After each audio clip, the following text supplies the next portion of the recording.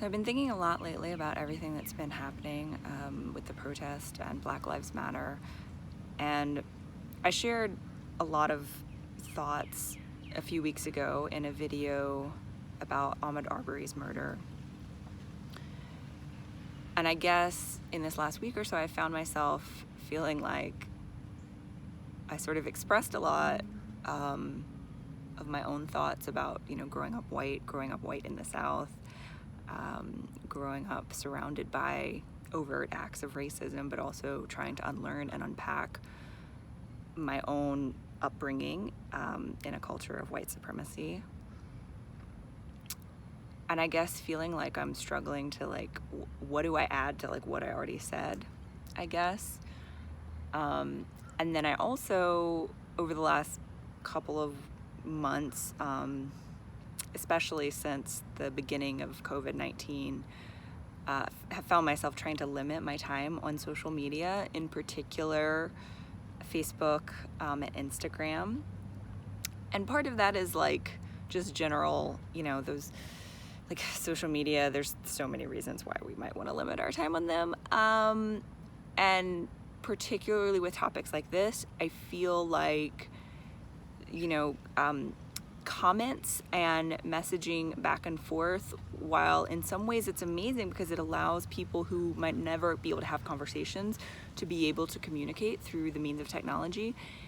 In other ways, the fact that when we post comments or things on Facebook and Instagram, they're often limited by the amount of characters and words we can include. They are definitely limited in terms of tone and some context and some nuance that can happen when we are able to speak face to face, or even to speak via video or FaceTime, video chat and things like that, which we are so limited to now because we can't do as many things face to face. So that's one reason why I sort of feel in general, even before this moment, very conflicted about having the conversations that we need to be having those conversations primarily or exclusively via social media platforms like Instagram, Facebook. But the other thing that I've been feeling really conflicted about, and why I've been kind of trying to limit my time on those platforms, is because of what Facebook represents. And Instagram is owned by Facebook, right? And there's a lot of ways in which Facebook and Instagram are problematic. One of which is the fact that while, Twitter's not perfect, but while Twitter last week actually took a stance and marked some of our country's president's tweets as, violent, offensive, whatever, Mark Zuckerberg has not done that. And there's also been a long history of Facebook and Instagram shutting down messages and posts from Black content creators, and sort of shutting those down, but meanwhile allowing things that are more aligned with white supremacy to let those go unchecked. It's just and yet here we are, and we are all sort of limited, where we can't have these conversations in person in the way that, of course, I wish we were able to, and I'm sure a lot of people wish we were able to.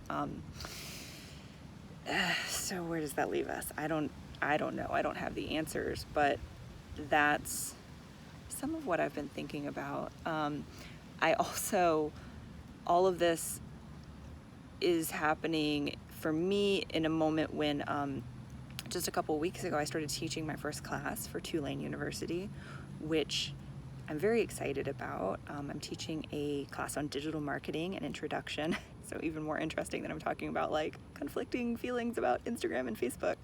But I'm teaching an intro to digital marketing, and it's my first class teaching wherein I have to issue grades and do that sort of stuff, which also makes me feel uncomfortable because so I've always loved learning. Growing up, I have always loved learning. On the Strengths Finder test, if you're familiar with Strengths Finder, my number 2 strength is learner, which also equates to me being a good teacher, I think. And I love speaking and teaching, but this is the first time that I've had to do that with grades involved.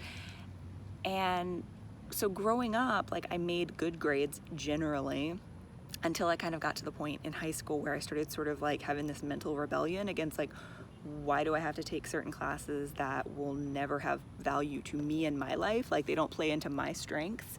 And I actually ended up quitting high school like halfway through my junior year, dropped out early, got my GED, went on to college, graduated with honors from college.